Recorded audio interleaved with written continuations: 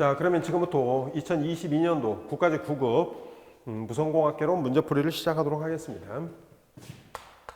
먼저 1번. 자, 디지털 정보의 송수신 중 발생할 수 있는 오류를 검출하거나 정정하기 위해서 사용하는 기술은 무엇이냐고 물어보고 있죠. 거기 지금 채널 코딩이라고 하는 이야기가 나와 있는데, 이 채널 코딩이라고 하는 것은 우리가 보내고자 하는 정보 이런 비트에다가 여기다가 여분의 비트를 이런 삽입시키는 겁니다. 그래서 이 여분의 비트가 1비트가 될 수도 있고, 또는 뭐 1, 2비트, 한 개 내지 두 개의 비트가 될 수도 있고, 또는 뭐 이라도 3비트 이상이라는 당연히 될 수도 있습니다. 이 여분의 비트가 몇 개 들어가느냐에 따라서 나중에 차고 검출보가 될 수도 있고 차고 정정보가 될 수도 있습니다. 이와 같이 우리가 보내고자 하는 정보에다가 정보 비트에다가 여분의 비트를 삽입시켜주는 조작이 채널 코딩이고, 이런 여분의 비트를 이용해서 에라의 검출 및 정정을 수행할 수 있죠. 따라서 답은 2번이 되겠습니다. 3번에 나와 있는 소스 코딩은 압축을 의미하는 겁니다. 그러니까 우리가 보내고자 하는 이런 정보를 압축시켜서 보내는 것을 바로 소스 코딩이라고 하는 거거든요. 자, 2번. 레이더에서 펄스가 발사된 후 목표물에 반사되어 되돌아오기까지 총 2ms의 시간이 소요되었을 때 레이더에서 목표물까지의 거리는 얼마인가요? 단 레이더 전파 속도는 3 곱하기 10의 8승 m/s가 됩니다. 자, 2번. 목표물까지의 거리는 이런 2분의 CT를 이용해서 구하면 됩니다. 자, 2분의 C는 3 곱하기 10의 8승. 그 다음에 되돌아오는데 걸린 시간이 2ms라고 했으니까, 따라서 3 곱하기 10의 5승이 되는 것이니까 답은 300km가 되겠죠. 3번. 대역폭이 15km인 정보 신호를 최대 주파수 편이가 75km가 되도록 FM 변조했을 때 변조된 신호의 대역폭 단 카센의 법칙을 적용한다. 자, B라고 하는 것은 EFM 플러스 E 델타 F에 의해서 2 곱하기 15km, 자, 플러스 2 곱하기 75km. 따라서 답은 180km가 되겠죠. 답은 4번이 되겠습니다. 자, 4번. 셀룰러 통신 시스템에 대한 설명으로 옳지 않은 것은 무엇인가요? 1번. 주파수 재사용 기술을 이용한다. 물론 당연히 그렇죠. 두 번째. 사용자 위치 추적 기술을 사용한다. 맞았고요. 세 번째. 셀 반경을 크게 함으로써 시스템 사용자 용량을 증가시킬 수 있다. 이건 틀렸네요. 셀 반경을 크게 하는 것이 아니고 작게 함으로써 시스템 사용자 용량을 증가시킬 수 있는 겁니다. 셀 간을 이동하는 단말기에 끊김없는 서비스를 제공하기 위하여 핸드오프 기술, 핸드오버 또는 핸드오프 다 좋습니다. 핸드오프 기술이 필요합니다. 답은 3번이 되겠는데, 우리가 보통 C/I라고 하는 것은 캐리어 투 인터피어런스입니다. 그래서 자, EB/N0, RB/BC. 요 EB라고 하는 것은 비트의 에너지를 말하는 겁니다. 그 다음에 N0라는 것은 잡음 전력밀도 스펙트럼의 크기를 보여주고 있고, 요것은 비트레이트, 즉 출력 비트율을, 요것은 확산대역 폭을 의미하고 있습니다. 요 C/I의 역수를 취한 것을 가입자 수용용량, 즉 시스템 수용용량이라고 이야기한다는 것이죠. 그래서 C/I의 역수, 이렇게. 따라서 얘는 N0, EB, 그 다음에 BC/RB. 그런데 단순하게 사실은 이렇게 구할 수도 있지만, 실제 N이라고 하는 것은 이거 이외에도 이와 같이 N0, EB, EC, BC, RB, 이거 이외에도 무엇과 사실은 관계가 되냐면 D분의 F G하고도 관련이 되어 있습니다. 근데 이것은 이제 큰 중요한 파라미터가 아니다 보니까 일반적으로는 쓰지 않을 뿐이고요. 요 F라고 하는 것이 바로 주파수 재사용 효율이라고 하는 겁니다. 주파수 재사용 효율. 그 다음에 요 G라고 하는 것은 섹타 분할 이득이라고 하는 겁니다. 섹타 분할 이득. 즉 셀을 나눈 것이 섹타라고 배웠죠. 요 D라고 하는 것은 음성부와의 점유시간 비율을 의미하는 겁니다. 음성부와 점유시간 비율을 의미하고 있습니다. 아주 그러니까 쉽게 생각하셔서, 만약에 음성 통화를 굉장히 오래 한다, 그러면 이게 굉장히 커지게 되겠죠. 그러면 아무래도 다른 사람이 그 찬넬을 쓸 수 있는 상태가 거의 지금 적어지게 될 테니까, 가입자 수용 용량이 뭐 줄어든다. 뭐 아주 큰 요소는 아니라 하더라도 그래도 이런 것도 있습니다. 현재 이 문제는 이 주파수 이런 재사용효율, 그래서 셀을 이런 작게 하면 아무래도 셀을 이렇게 이런 크게 하는 것보다는 이 셀을 좀 작게, 이런 셀을 이렇게 작게, 셀을 작게, 이렇게 셀을 이렇게 작게, 이런 식으로 셀을 이렇게 작게 해야만이 저 일정 거리 떨어진 점에서 주파수를 이런 재사용하기가 훨씬 더 이런 좋겠죠. 따라서 이런 답은 3번이 되겠습니다. 자, 5번. 주파수 대역과 우리나라의 활용 분야가 잘못 작져진 것은 무엇이냐고 이런 물어보고 있죠. 실제 이런 VLF, 우리가 일반적으로 말하는 장파입니다. 그럼 LF가 있고요, MF가 있고요, 자 HF가 있고요, 뭐 VHF가 있고, UHF가 있고, SHF가 있고, EHF가 있죠. 실제 이 장파 같은 경우에는 이런 3km에서부터 이런 30km인데 이게 주로 항해통신이라든가 또는 잠수함통신이라든가 이런 데 일반적으로 이런 사용하고 있습니다. LF 같은 그런 주파수, 이런 저주파도 역시 마찬가지입니다. 이런 것도 역시 마찬가지, 이런 항해통신에 주로 일반적으로 이용하고 있습니다. MF는 이런 중파죠. 이런 중파 같은 경우는 300km에서부터 300인데 주로 이건 AM 방송 쪽으로 일반적으로 많이 사용되고 있고요. HF 같은 그런 경우는 3메가에서부터 30메가인데 주로 무선 통신, 그러니까 이 전리층 반사파를 이용한 주로 이런 무선 통신으로 많이 이용하거든요. 그러니까 국제 장거리 통신 같은 그런 경우에 이런 국제 장거리 통신이라든가 여러분 아마추어 통신, 이런 아마추어 무선사들이 주로 HF를 이용합니다. 그래서 아마추어 통신이라든가 아마추어 무선 통신이죠. 그다음에 이제 VHF 같은 경우에는 이런 30메가에서 이런 300메가. 그래서 주로 이런 TV라든가 아니면 이런 FM 방송이라든가 주로 이런 쪽에서 일반적으로 많이 사용합니다. UHF 같은 그런 경우는 300메가에서부터 이런 시작해서 3기가. 주로 얘는 이동통신 쪽에 이제 많이 사용하고 있고요. 그다음에 SHF 이런 3기가에서부터 이런 30기가 같은 경우에는 주로 위성통신에서 일반적으로 많이 이용하고 있습니다. EHF 같은 경우는 현재 개발 중이고요. 자, 거기에 지금 LF라고 하는 것이 TV 방송이나 틀렸다 그런 의미입니다.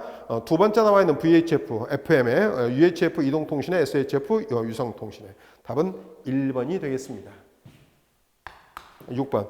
자, 이동통신에서 사용하는 FDD와 TDD에 대한 방식에 대한 설명으로 옳은 것은, 그러면 이 FDD라고 하는 것은 Frequency Division Duplex라고 하는 것이고, TDD라는 것은 Time Division Duplex라고 하는 겁니다. 이 프리퀀시 디비전이라고 하는 것은 그러니까 어떤 사용 가능한 주파수 대역을 송신용과 수신용으로 구분한다 그런 의미죠. 이게 사용 가능한 주파수면은 이걸 만약에 이 주파수는 송신용으로 쓰고 이 주파수는 이런 수신용으로 쓴다 그런 의미입니다. 그 다음에 TDD라고 하는 것은 내가 이 하나의 그라든 회선을 사용하는 시간을 구분하는 겁니다. 시간을. 그래서 송신 시간과 수신 시간을 구분하는 겁니다. 이렇게 송신 시간 그리고 이런 수신 시간을 구분하게 된다는 것이죠. 자, 첫 번째 1번 FDD는 기지국의 송수신 주파수 채널을 분리하지 않는다.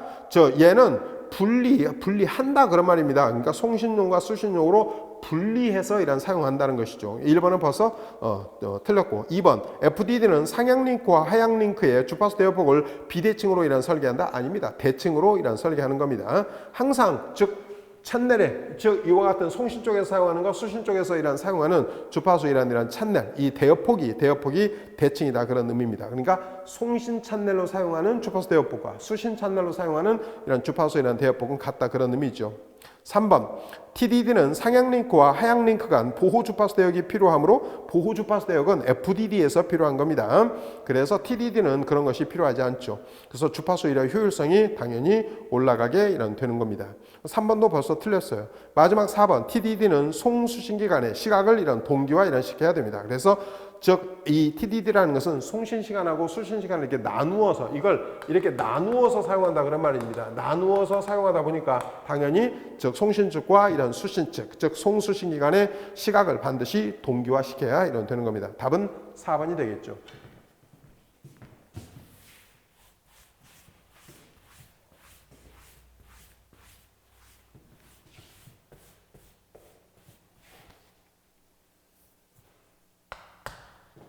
자, 7번입니다. 위상 속도가 2 곱하기 10의 8승 m/s인 무손실 전송선로의 단유기대당 등가 인덕턴스가 1 마이크로 헨리/m일 때 단유기대당 등가 캐파시턴스 피코파라드/m가 얼마가 되느냐고 물어보고 있죠.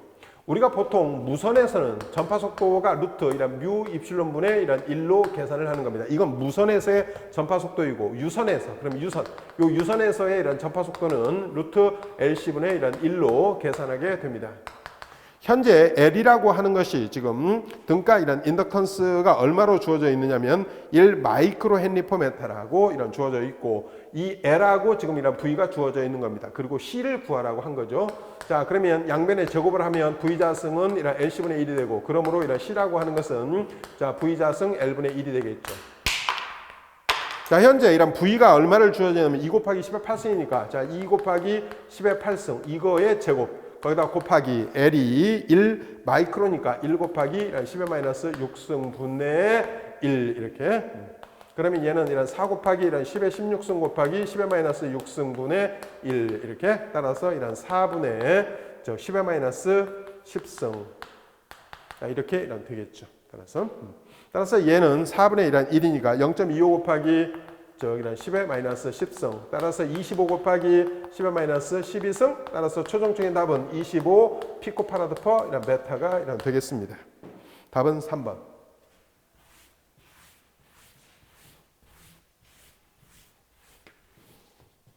자, 8번입니다. 자, 무선 이동통신의 찬날 환경에 대한 설명으로 옳지 않은 것은 1번 자유공간에서 송수신기 사이의 경로 손실은 거리의 제곱에 비례합니다. 그래서 보통 경로 손실이라는 것은 람다 부분의 자 4파이 d의 이런 제곱이니까 이 파장의 제곱에 반비례하고 이란 있죠. 즉 이러한 거리의 제곱에 비례하고 있다는 것을 보여주고 이란 있습니다.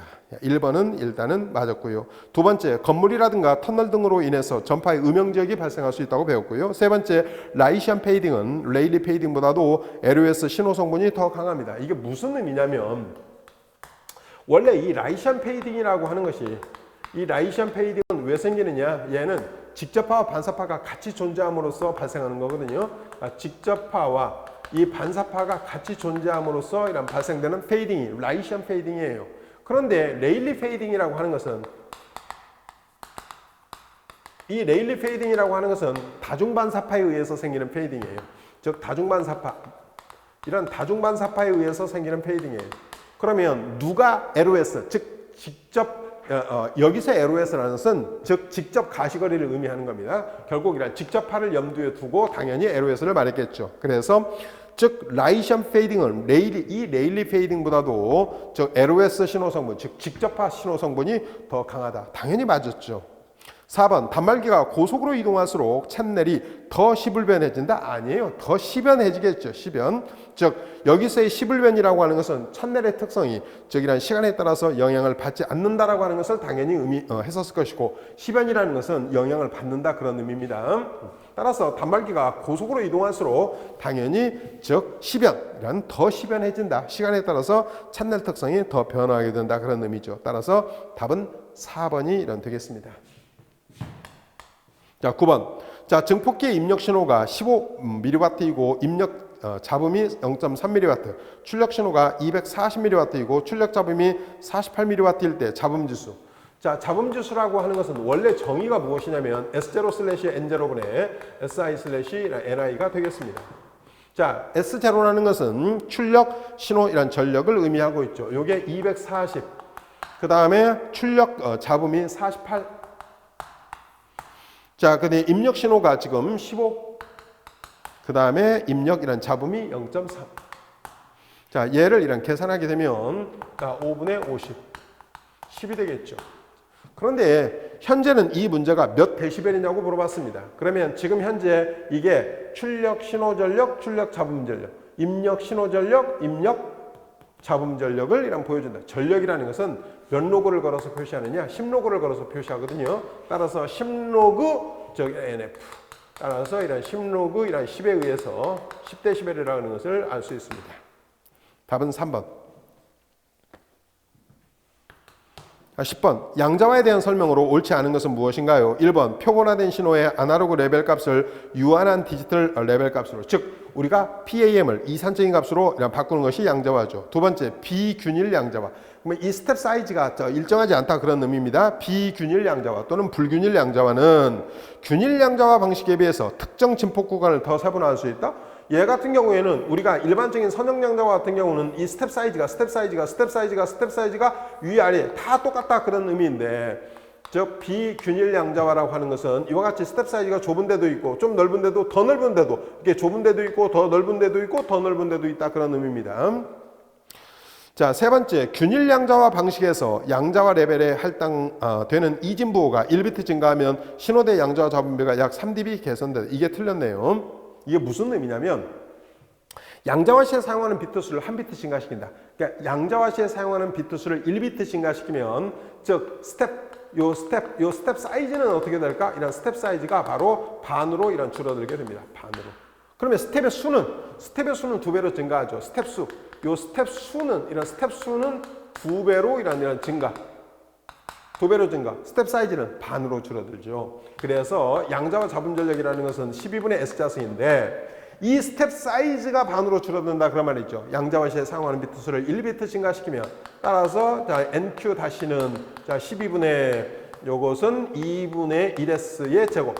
따라서 얘는 그냥 4분의 1에다가 이런 12분의 S자승. 따라서 이런 4분의 1의 NQ라고 표시할 수 있겠죠. 한편 S/NQ. 한편 이 S/이란 NQ는, 자, 이 S/NQ 다시죠. 자, S/NQ 다시는 현재 이 신호 전력은 좀 문제에서 뭐 특별하게 언급하지 않았으니까 요것만 여러분이 생각한다면 이 S/NQ 다시는 결국은 여기다가 4분의 1만, 여기다가 4분의 1 NQ분의 S, 그러면 4 S/NQ. 자, 그러면 즉 양자화 시에 사용하는 비트 수를 1비트 증가시키지 않았을 때의 요 값에 비해서 이 신호대 양자화 이란 잡음 전력이 바로 4배가 증가한다 그런 말입니다. 4배가. 그러면 이게 데시벨로는 얼마였을까? 바로 10로그 4. 따라서 이런 10로그 2의 제곱. 따라서 20로그 2. 로그 2라는 것은 0.3010이거든요. 따라서 6데시벨. 이것을 6dB호 법칙이라고 합니다. 그래서 양자화 시에 사용하는 비트 수를 1비트 증가시켰을 때 신호대, 즉 신호대 양자화 잡음비는 6dB이 증가하는 겁니다. 자, 4번에 뮤로하고 A로는 비균일 양자화에 사용됩니다. 그래서 뮤 법칙하고 A 법칙은 바로 이런 비균일 양자화, 바로 불균일 양자화에 사용된다는 것이죠. 자, 11번입니다.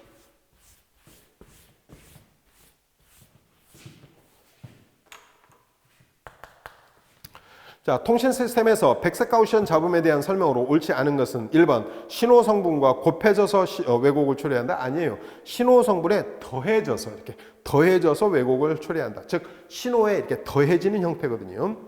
답은 어떻든 나왔고요. 두 번째, 진폭은 가우시언 확률 분포를 따른다. 이것은 정확히 말하면 이 백색 가우시언 잡음의 확률 밀도 함수라고 하는 것을 구하잖아요. 그러면 이 확률이란 밀도 함수라고 하는 것은 잡음이 어떻게 이렇게 분포되어 있는가를 나타내는 함수를 확률 밀도 함수라고 하는데, 이 확률 밀도 함수를 보았을 때 이 진폭이 가우시언 확률 분포를 따른다. 이와 같은 이러한 가우시언 이런 확률 분포를 따르고 있다는 것을 보여주고 있습니다. 세 번째로서 진폭의 평균값은 0이고요. 네 번째, 모든 주파수 대역에서 일정한 전력 밀도 스펙트럼을 보이게 된다고 그랬죠. 답은 1번이 되겠습니다. 자, 12번. 자, 전자파의 전파에 대한 설명으로 옳지 않은 것은 이게 서로 다른 밀도를 갖는 두 매질의 경계면을 투과할 때 굴절이 일어날 수 있다. 그래서 이 전자파라고 하는 것 자체가 사실은 이런 전개와 이런 자개 성분으로 이런 구성되어 있는 파가 전자파가 되어 있는데, 이런 전자파는 뭐 직진하기도 하고 뭐 반사하기도 하고 뭐 굴절하기도 하고 회절하기도 합니다. 당연히. 또한 이런 거 이외에도 뭐 편파성이라고 하는 것을 당연히 가지고 있고요. 자, 그러면 여기 지금 반사와 굴절, 이런 반사라든가 이런 굴절이 뭐 동시에 발생할 수도 당연히 있습니다. 자, 첫 번째 1번은 두 배질의 경계면을 투과할 때 굴절이 일어난다. 두 번째 반사와 굴절이 동시에 발생할 수 있다. 세 번째 빛과 달리 직진성 혹은 지향성을 갖지 않는다. 아니에요. 직진한다. 이렇게 직진한다고요. 또 지향성도 당연히 갖고 있고요. 답은 3번. 4번 전개와 자기 성분을 모두 갖는다. 자, 13번. 자, 송신전력이 마이너스 10dBm인 마이크로파 신호를 전송하는 경우 송수신 안테나의 이득이 각각 10dB이고 경로 손실이 30dB일 때 수신 전력이 얼마냐고 이런 물어보고 있죠. 자, 프리셋 전달 공식을 이런 사용해서요.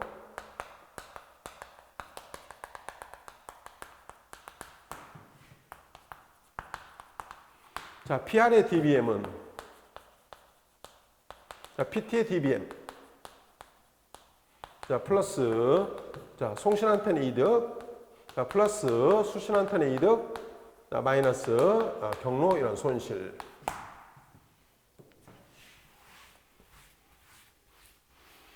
자, 현재 송신 전력이 마이너스 10dBm이라고 주어져 있고요. 그 다음에 송신 안테나 이런 이득이 10dB, 요것도 10dB이고요. 손실이 마이너스 이런 30dB입니다. 따라서 얘는 마이너스 이런 20 이런 dBm이 되겠죠. 자, 그러면 마이너스 20 dBm인데 이 문제에서는 전력 순수하게 이게 몇 미리와트로 되느냐고 물어봤으니까 이 dBm을 다시 미리와트로 고쳐야 됩니다. 자, 마이너스 20 dBm은 이런 10로그, 자, 1mW 분의 자, PR로부터. 자, 그러므로 자, 1mW 분의 이런 PR은 자, 10에 여기에 상용로그 10이 있는 거하고 똑같습니다. 요 10을 여기다 쓰시고 야, 이걸 가지고 이걸 나눕니다. 10 나눈 게 마이너스 20, 마이너스 2. 자, 그러므로 이런 PR은 자, 10의 마이너스 2승 이란 미리와트. 그러면 10의 마이너스 2승 미리와트라는 것은 사실은 0.01 미리와트다. 뭐 그런 의미잖아요. 자, 0.01 미리와트. 따라서 답은 3번이 되겠습니다.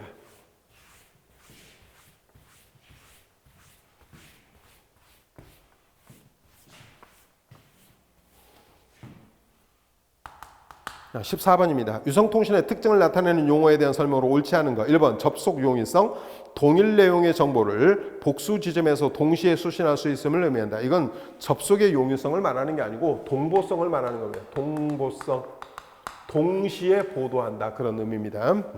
즉 동일한 정보의 동일한 내용의 정보를 복수 지점에서 동시에 수신한다. 그러니까 유성에서 저기란 전파를 이란 쏘게 되면 그게 도시에 사는 사람이나 저 시골 시골에 사는 사람이나 저기 해안가에 사는 사람이나 똑같이 정보를 이란 수신할 수 있다. 그런 의미입니다. 그걸 동보성이라고 이야기합니다. 나머지는 다 일반적인 이야기입니다. 융통성, 광역성, 광대역성 이건 충분히 다 이해하실 수 있는 내용이고요.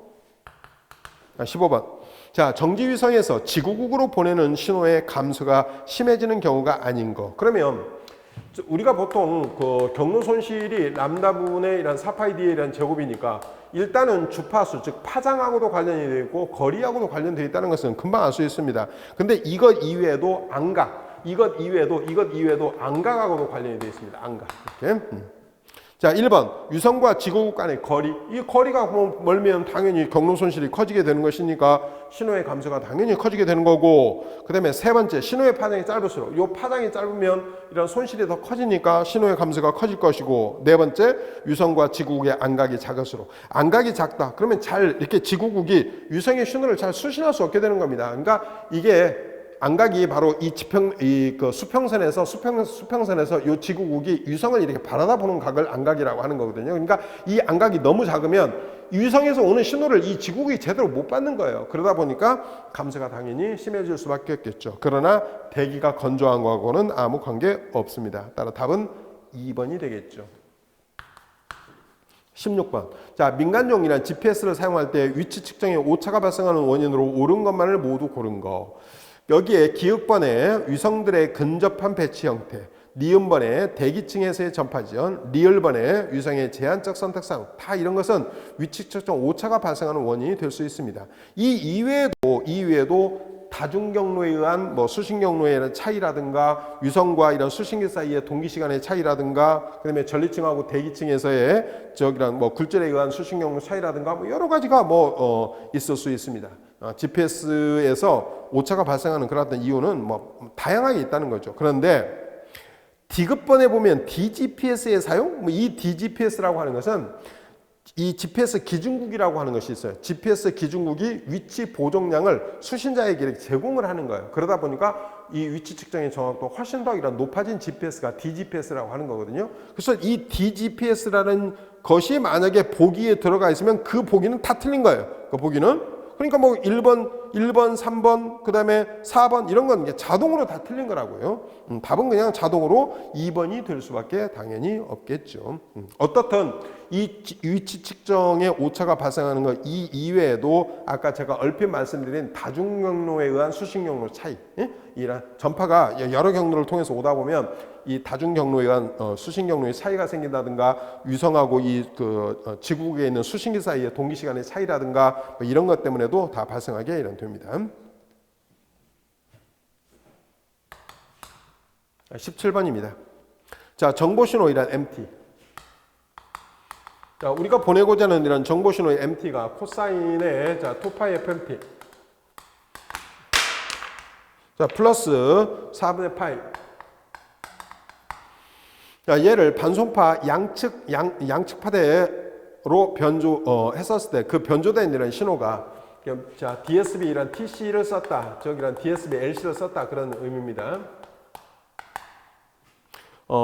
P변조파이라는 신호 ST가 어떻게 주어져 있냐면 ST가 자 AC에다가 1 플러스 2분의 1 MT 여기다가 코사인의 2파이 FCT 자 이런 형태로 이런 표시되어 있다는 것을 금방 알 수 있습니다. 그러니까 이게 지금 P변조파이라는 신호다 그런 의미죠. 그러면 사실은 여기 AC에다가 1 플러스 2분의 1에다가 요 MT가 요거거든요. 이 위상은 아무 의미가 없고요. 자, 코사인, 요건 진폭 변조니까 위상은 아무 의미가 없고요. 자, 코사인 2파이 FMT. 자, 코사인의 이런 2파이 FCT.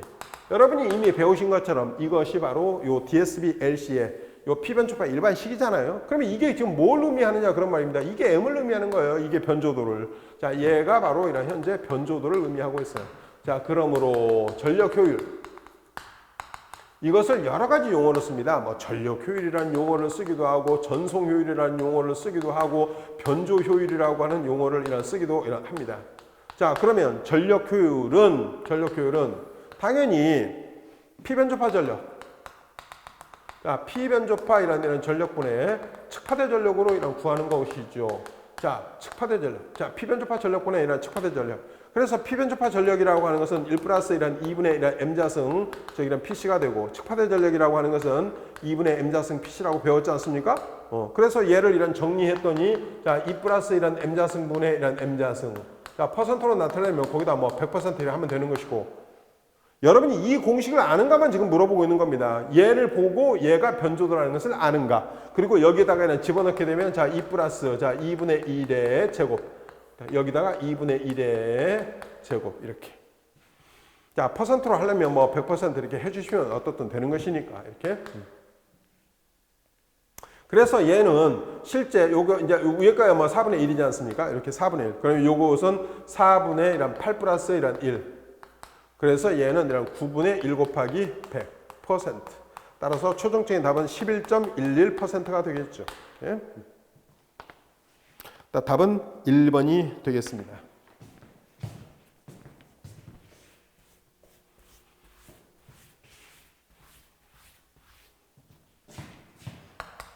18번입니다.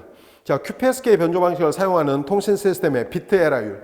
자, 비트 에러율이 10-6승. 그 다음에 데이터 전송률이 200 bps. 자, 이런 데이터 이런 전송률이 200 메가 이런 bps. 일 때 초당 발생하는 에러비트 수. 자, 그러면 이 BR이라고 하는 이게 비트 에러율입니다. 비트 에러율이라고 하는 원래 얘가 무엇을 의미하느냐면 총 전송한 비트 수분해. 자, 총 전송한 이런 비트 수분해. 총 전송한 비트 수분의 에러비트 수를 의미하는 거예요. 이 문제는 바로 이걸 구하라고 하는 겁니다. 에러비트 수가 얼마냐? 그러면 얘를 구하려면 두 개를 곱하면 되겠죠. 자, 그러므로 이런 비트 수는 에러비트 수는 자, 비트 에러율 BR하고 이런 곱하기 총 전송한 이런 비트 수. 여기에 총 전송한 자, 비트 수를 갖다가 곱하시면 됩니다. 자, BR이 10의 마이너스 6승이고, 그 다음에 총전소관 비트수가 200 곱하기 이런 10의 6승이니까, 따라서 답은 200이 되겠죠. 따라서 에라 비트수는 200개가 되겠습니다. 답은 4번.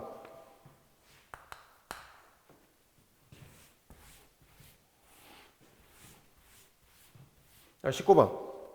위상의 연속성을 언제나 유지하는 변조 방식은 무엇입니까? 답은 1번. MSK가 되겠네요. 우리가 보통 이 FSK가 가지는 가장 커다란 문제점이 뭐라고 배웠느냐면 이 FSK는 하나의 주파수에서 다른 주파수로서 바꾸는데 이 두 개의 주파수의 차가 크면 위상의 불연속성이 생기게 된다고 배웠죠. 위상의 불연속성. 이게 만약에 FSK 같은 이런 그런 경우에 주파수를 변화시켜서 이런 보내는 건데 만약에 1이었을 때 이런 주파수를 쓰다가 만약 0이었을 때 만약에 이런 주파수를 만약에 이런 주파수를 만약에 이런 사용한다. 그러면 실제는 얘는 위상이 천천히 변화하다가 얘는 위상이 급격히 변화하는 겁니다. 이걸 위상의 불연속성이라고 하는데 이런 위상의 불연속성을 이것을 해결한 얘를 해결한 이 위상의 불연속성을 해결한 FSK를 이것을 CPFSK라고 이야기합니다. CPFSK 즉 Continuous Phase FSK CPFSK라 한다. 이 CPFSK 가운데서 가장 대역폭을 적게 차지하는 것, 요 CPFSK 가운데 가장 적은 대역, 가장 작은 대역을 필요로 하는 것이 바로 MSK입니다. 미니멈 쉬프트 키. 사실은 이 MSK는 나중에 여러분이 좀 더 공부를 만약에 하셨다면 얘는 사인 필터드 OQPSK하고 똑같습니다. 사인 필터드. 이게 사인이란 필터드 이런 OQPSK하고도 이런 똑같습니다. 답은 1번이라고 말씀드렸고요. 자, 이제 마지막 20번 문제를 보도록 하겠습니다.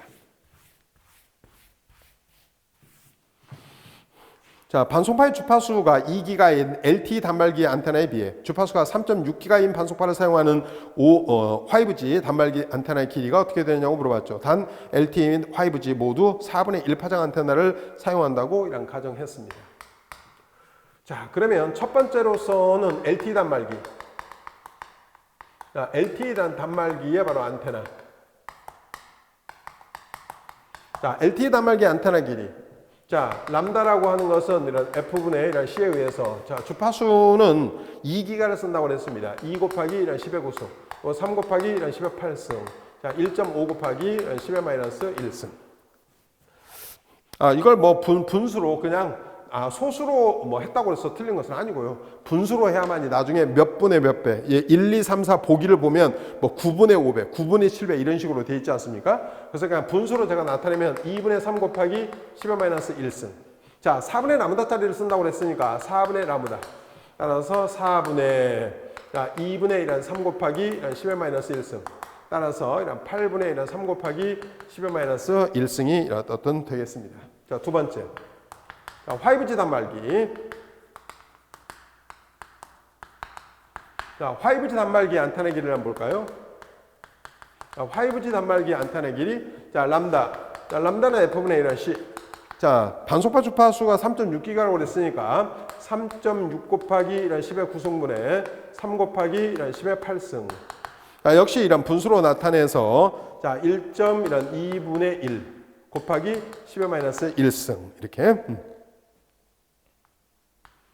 자, 4분의 람다짜리를 이런 쓴다고 그랬으니까 자, 4분의 1.2분의 1 곱하기 이런 10의 마이너스 1승. 따라서 이런 4.8분의 1 곱하기 이런 10의 마이너스 1승. 그러면 최종적으로 이 문제가 물어본 것은 5G 단말기의 안테나의 길이를 물어본 거예요. 누구에 비해서? 즉 LTE 단말기 안테나에 비해서. 그러면 LTE 단말기 얘에 비해서 얘를 물어보니까 얘를 분모로 해야겠죠. 그러니까 8분의 3 곱하기 10의 마이너스 1승 이것에 비해서 얘가 저기란 4.8분의 1 곱하기 10의 마이너스 1승 요거 지금 지우고 자 지우고 정리 그러면 14.1은 4분의 8 뭐 이런 식으로 당연히 나오지 않겠습니까? 따라서 얘는 72분의 자 40 이렇게 72분의 이런 40 그래서 9분의 5가 이런 되겠습니다.